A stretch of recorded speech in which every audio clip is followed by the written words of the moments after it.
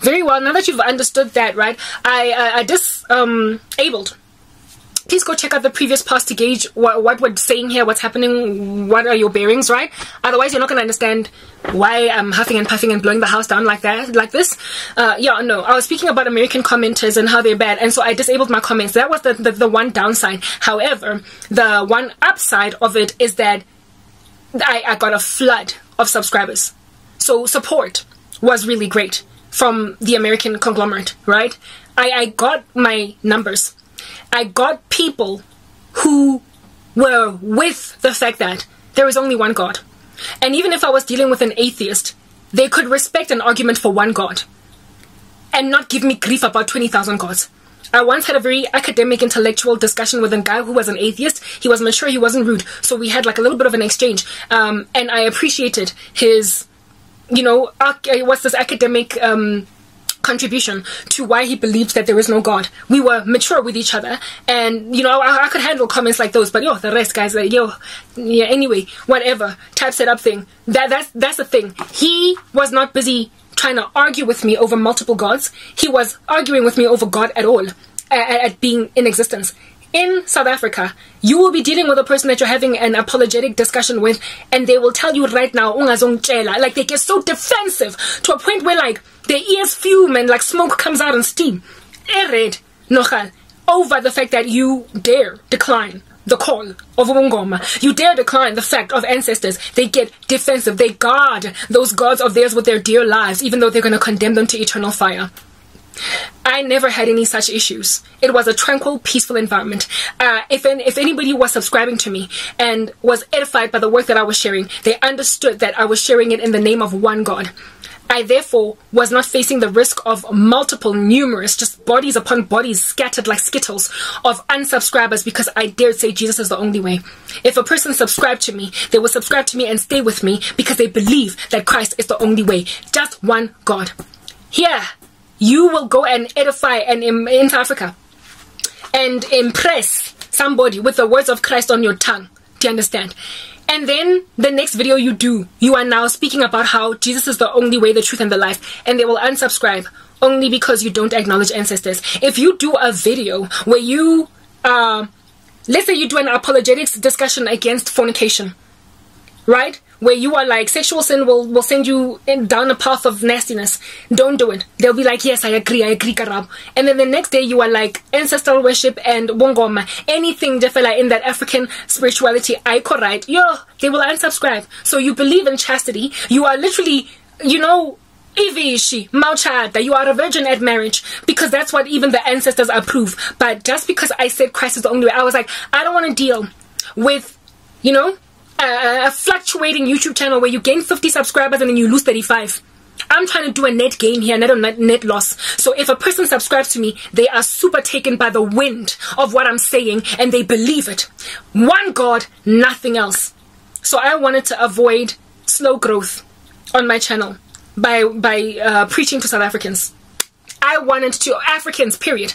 I literally wrote them off. I'm trying to help you guys understand. I was like Jonah, where they were concerned, and they like Nineveh. I wrote them off because of what they did to me, or the abuse that I have endured, to a point of strategizing to get an audience from nations across the world that are generally monotheistic. And they were to me North America, that continent, Europe, that continent, and perhaps Australia. Don't come tell me about Asia, and don't come tell me about the Middle East, because they are just gonna jihad the living daylights out of me. And also, do not come tell me about Africa.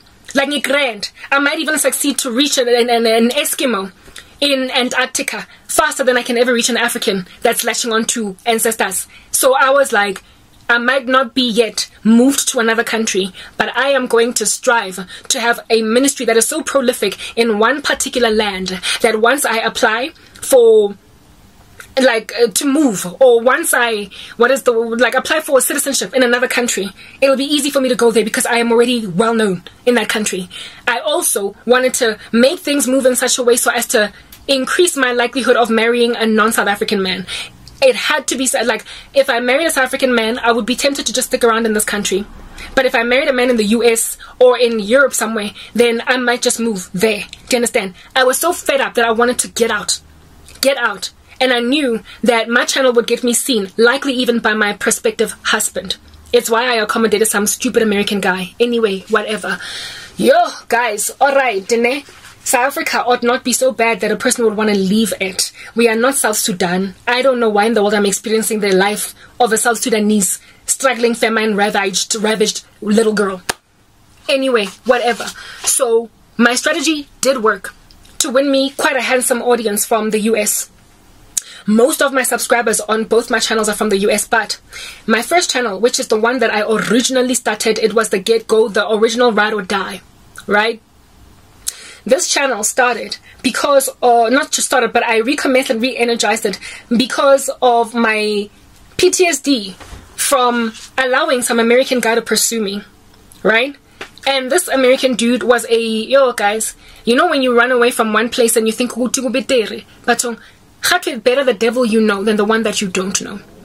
I never imagined, like I have experienced so much witchcraft attack from South Africans.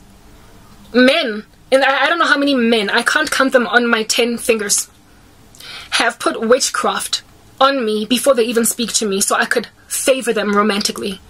They literally pursue women with witchcraft. They are so besotted with sorcery that they can't even trust their own manhood and ego to successfully win a woman's number.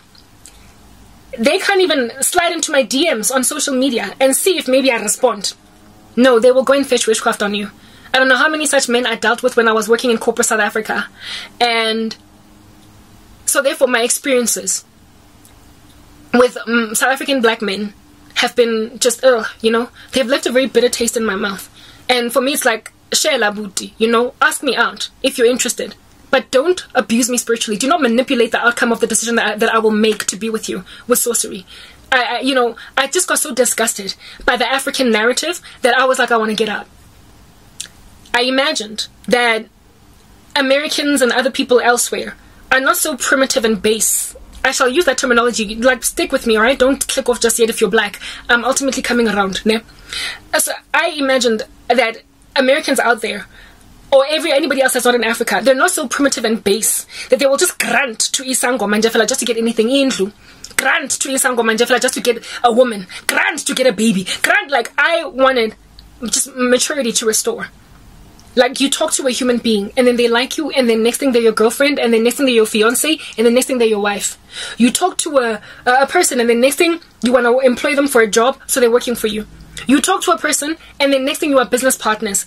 In Africa, before you get anyone in your... I was tired of spiritual abuse. It's literally like satanic ritual abuse. And it just gets thrown around like flying saucers in the room in a poltergeist activity house in Africa.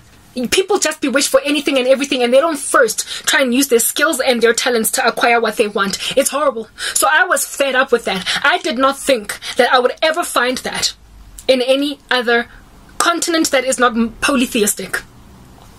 Let's move on to the next part.